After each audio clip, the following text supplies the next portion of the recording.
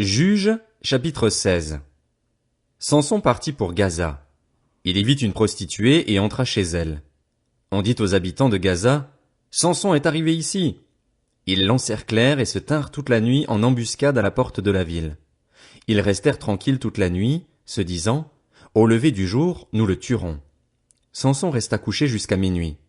Vers minuit, il se leva, attrapa les battants de la porte de la ville ainsi que leurs deux montants, les arracha avec la barre, les mit sur ses épaules et les transporta au sommet de la montagne qui fait face à Hébron. Après cela, il aima une femme dans la vallée de Sorek. Elle s'appelait Délila. Les princes des Philistins montèrent vers elle et lui dirent, « Flatte-le pour savoir d'où lui vient sa grande force et comment nous pourrions le maîtriser. Nous l'attacherons pour le dompter et nous te donnerons chacun 1100 pièces d'argent. » Délila dit à Samson, « Dis-moi donc d'où vient ta grande force et avec quoi il faudrait t'attacher pour te dompter. » Samson lui répondit, « Si on m'attachait avec 7 cordes fraîches, qui ne soient pas encore sèches, je deviendrais faible et je serais pareil à un autre homme. » Les princes des Philistins apportèrent à Délila 7 cordes fraîches, qui n'étaient pas encore sèches. Elle l'attacha avec ces cordes. Or des hommes se tenaient en embuscade chez elle, dans une chambre. Elle dit à Samson, « Les Philistins sont sur toi, Samson. » Il cassa les cordes aussi facilement qu'un cordon de chanvre rongé par le feu, et l'on ne sut pas d'où venait sa force. Délila dit à Samson, « Tu t'es moqué de moi, tu m'as dit des mensonges. Maintenant, indique-moi donc avec quoi il faut t'attacher. » Il lui dit, « Si on m'attachait avec des cordes neuves, dont on ne se soit jamais servi, je deviendrais faible et je serais pareil à un autre homme. » Délila prit des cordes neuves, avec lesquelles elle l'attacha. Puis elle lui dit, « Les Philistins sont sur toi, Samson. » Or des hommes se tenaient en embuscade dans une chambre. Samson cassa comme un simple fil les cordes qu'il avait au bras. Délila dit à Samson, « Jusqu'à maintenant tu t'es moqué de moi, tu m'as dit des mensonges. Indique-moi avec quoi il faut t'attacher. » Il lui dit, « Tu n'as qu'à tisser les 7 tresses de ma tête avec la chaîne d'un métier à tisser. » Elle les fixa au moyen d'une cheville. Puis elle lui dit, « Les Philistins sont sur toi, Samson. » Il se réveilla et arracha la cheville du métier à tisser ainsi que le tissu. Elle lui dit, « Comment peux-tu dire, je t'aime, puisque ton cœur n'est pas avec moi? Voilà 3 fois que tu t'es moqué de moi et tu ne m'as pas indiqué d'où vient ta grande force. » Comme elle était chaque jour à le harceler de paroles et à le pousser à bout, il perdit patience au point de désirer la mort.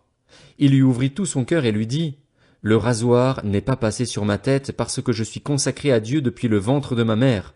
Si j'étais rasé, ma force m'abandonnerait, je deviendrais faible et je serais pareil à tout autre homme. » Voyant qu'il lui avait ouvert tout son cœur, Délila envoya appeler les princes des Philistins et leur fit dire, « Montez cette fois-ci, car il m'a ouvert tout son cœur. » Les princes des Philistins montèrent vers elle et apportèrent l'argent. Elle endormit Samson sur ses genoux.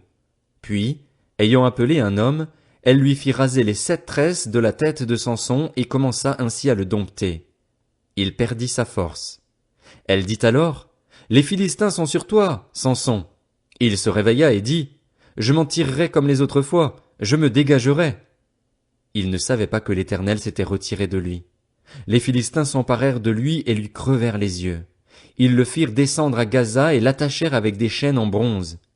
Il dut tourner la meule pour le blé dans la prison. Cependant les cheveux de Samson recommençaient à pousser, depuis le moment où il avait été rasé. Or les princes des Philistins se rassemblèrent pour offrir un grand sacrifice à Dagon, leur dieu, et pour se réjouir. Ils disaient, « Notre Dieu a livré Samson, notre ennemi, entre nos mains. » En le voyant, les membres du peuple célébrèrent leur Dieu en disant, « Notre Dieu a livré entre nos mains notre ennemi, celui qui semait la dévastation dans notre pays et qui multipliait nos morts. » Dans leur joie, ils dirent, « Qu'on appelle Samson et qu'il nous amuse. » On fit sortir Samson de la prison et il joua devant eux.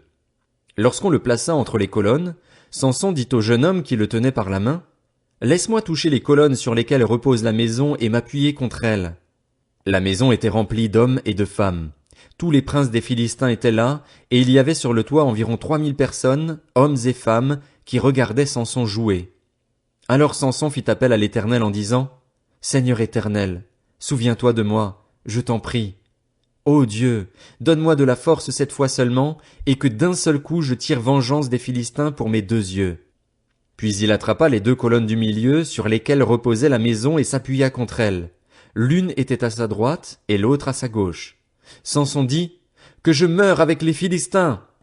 Il se pencha de toutes ses forces, et la maison tomba sur les princes et sur tout le peuple qui s'y trouvait. Ceux qu'il tua à sa mort furent plus nombreux que ceux qu'il avait tués pendant sa vie. Ses frères et toute la famille de son père descendirent et l'emportèrent. Lorsqu'ils furent remontés chez eux, ils l'enterrèrent entre Tsoréa et Eshtaol dans le tombeau de son père Manoach. Il avait été juge en Israël pendant 20 ans. Juges, chapitre 17. Il y avait un homme de la région montagneuse d'Éphraïm, appelé Mika, qui dit à sa mère, « Les 1100 pièces d'argent qu'on t'a prises et pour lesquelles tu as proféré des malédictions même à mes oreilles, eh bien, cet argent est entre mes mains, c'est moi qui l'avais pris. » Sa mère dit, « Que mon fils soit béni de l'Éternel. » Il rendit à sa mère les 1100 pièces d'argent et sa mère dit, « Je consacre de ma main cet argent à l'Éternel, afin d'en faire pour mon fils une sculpture sacrée et une idole en métal fondu. C'est ainsi que je te le rendrai. » Il rendit donc l'argent à sa mère. Elle prit 200 pièces d'argent et les donna au fondeur, qui en fit une sculpture sacrée et une idole en métal fondu. On les plaça dans la maison de Mika. Ce Mika eut ainsi un lieu de culte. Il fit un éphod et des téraphins, et il établit pour lui l'un de ses fils dans la fonction de prêtre. À cette époque-là, il n'y avait pas de roi en Israël. Chacun faisait ce qui lui semblait bon. Il y avait aussi un jeune homme de Bethléem de Juda, ville du clan de Juda. Il était lévite et il habitait là en étranger. Cet homme partit de la ville de Bethléem en Juda pour chercher un lieu de résidence qui lui convienne. En cours de route, il arriva à la maison de Mika dans la région montagneuse d'Éphraïm. Mika lui demanda, « D'où viens-tu » Il lui répondit, « Je suis lévite, de Bethléem en Juda, et je voyage pour chercher un lieu de résidence qui me convienne. » Mika lui proposa, « Reste avec moi, tu me serviras de père et de prêtre, et je te donnerai 10 pièces d'argent par an, les vêtements dont tu auras besoin ainsi que de la nourriture. » Le Lévite entra chez Mika. Il se décida ainsi à rester chez cet homme, qui le considéra comme un de ses fils. Mika établit le Lévite dans ses fonctions, et ce jeune homme lui servit de prêtre et resta chez lui. Mika dit alors, « Maintenant, je sais que l'Éternel me fera du bien, puisque j'ai ce Lévite pour prêtre. » Juges, chapitre 18. À cette époque-là, il n'y avait pas de roi en Israël. La tribu des Danites cherchait un territoire où s'installer, car jusque-là, elle n'avait pas reçu d'héritage au milieu des tribus d'Israël. Les Danites choisirent parmi eux, dans leur clan, 5 hommes vaillants qu'ils envoyèrent de Tsoréa et d'Eshtaol pour explorer et examiner le pays. Ils leur dirent, « Allez examiner le pays. » Ces hommes arrivèrent jusque vers la maison de Mika, dans la région montagneuse d'Éphraïm, et ils y passèrent la nuit. Une fois près de la maison de Mika, ils reconnurent la voix du jeune Lévite, s'approchèrent et lui dirent, « Qui t'a amené ici? Que fais-tu dans cet endroit? Qu'est-ce qui te retient ici? » Il leur répondit, « Mika fait pour moi différentes choses. Il me donne un salaire et je lui sers de prêtre. » Les hommes lui dirent, « Consulte Dieu, afin que nous sachions si notre voyage aura du succès. » Le prêtre leur répondit, « Allez en paix. Le voyage que vous faites se déroule sous le regard de l'Éternel. » Les 5 hommes partirent et arrivèrent à Laïs. Ils virent le peuple qui s'y trouvait. Ils vivaient en sécurité, à la manière des Sidoniens, tranquilles et confiants. Il n'y avait dans le pays personne qui provoque la moindre humiliation ou exerce une domination. Ils étaient loin des Sidoniens et ils n'avaient pas de relation avec les autres. Ils revinrent auprès de leurs frères, à Tsoréa et Eshtaol, et ceux-ci leur demandèrent, « Quelles nouvelles rapportez-vous? » « Allons-y, répondirent-ils, montons contre ces gens, car nous avons vu le pays et il est très bon. »« Comment? Vous restez sans rien faire? Ne faites pas preuve de paresse pour vous mettre en marche afin d'aller prendre possession de ce pays. Quand vous y entrerez, vous arriverez vers un peuple qui vit sans inquiétude. Le pays est vaste et Dieu l'a livré entre vos mains. C'est un endroit où rien ne manque de tout ce qui est sur la terre. » Il y eut 600 hommes du clan de Dan qui partirent de Tsoréa et d'Eshtaol, munis de leurs armes de guerre. Ils montèrent et campèrent à Kirjat-Jéarim en Juda. C'est pourquoi cet endroit, qui se trouve derrière Kirjat-Jéarim, a été appelé jusqu'à aujourd'hui Machané-Dan. De là ils passèrent dans la région montagneuse d'Éphraïm et ils arrivèrent à la maison de Mika. Alors les 5 hommes qui étaient allés explorer le pays de Laïs prirent la parole et dirent à leurs frères, « Savez-vous qu'il y a dans ces maisons-là un éphod, des téraphins, une sculpture sacrée et une idole en métal fondu? voyez maintenant ce que vous avez à faire. Ils s'approchèrent de là, entrèrent dans la maison du jeune Lévite, dans la maison de Mika, et lui demandèrent comment il se portait. Les 600 Danites, munis de leurs armes de guerre, se tenaient à l'entrée de la porte. Les 5 hommes qui étaient allés explorer le pays montèrent à l'intérieur de la maison. Ils prirent la sculpture sacrée, l'éphod, les téraphins et l'image en métal fondu pendant que le prêtre se trouvait à l'entrée de la porte avec les 600 hommes munis de leurs armes de guerre. Lorsqu'ils furent entrés dans la maison de Mika et qu'ils eurent pris la sculpture sacrée, l'éphod, les téraphins et l'image en métal fondu, le prêtre leur dit, « Que faites-vous » Ils lui répondirent, « Tais-toi, mets ta main sur ta bouche et viens avec nous. Tu nous serviras de père et de prêtre. Vaut-il mieux que tu serves de prêtre à la famille d'un seul homme ou à toute une tribu et tout un clan en Israël ?» Le prêtre en fut tout réjoui dans son cœur. Il prit l'éphod, les téraphins et la sculpture sacrée et se joignit à la troupe. Ils se remirent en route et partirent en plaçant devant eux les enfants, le bétail et les bagages.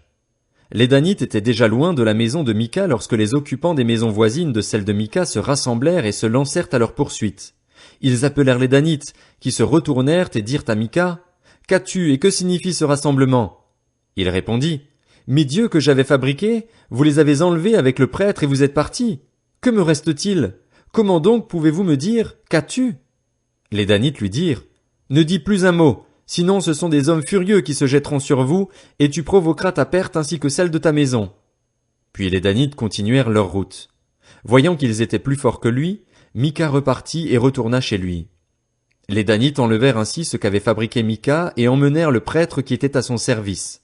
Puis ils surprirent Laïs, un peuple tranquille et sans inquiétude. Ils le passèrent au fil de l'épée et brûlèrent la ville. Personne ne la délivra, car elle était située loin de Sidon et ses habitants n'avaient pas de relation avec les autres. Elle se trouvait dans la vallée qui s'étend en direction de Beth-Rehob. Les Danites reconstruisirent la ville et y habitèrent. Ils l'appelèrent Dan, d'après le nom de leur ancêtre, qui était un fils d'Israël. Cependant, la ville s'appelait auparavant Laïs. Ils dressèrent la sculpture sacrée pour leur usage propre et Jonathan, fils de Gershom et petit-fils de Moïse, ainsi que ses descendants, officièrent comme prêtres pour la tribu des Danites jusqu'à l'époque de la déportation des habitants du pays. Ils érigèrent pour leur usage propre la sculpture sacrée qu'avait fabriquée Mika pendant toute la période où la maison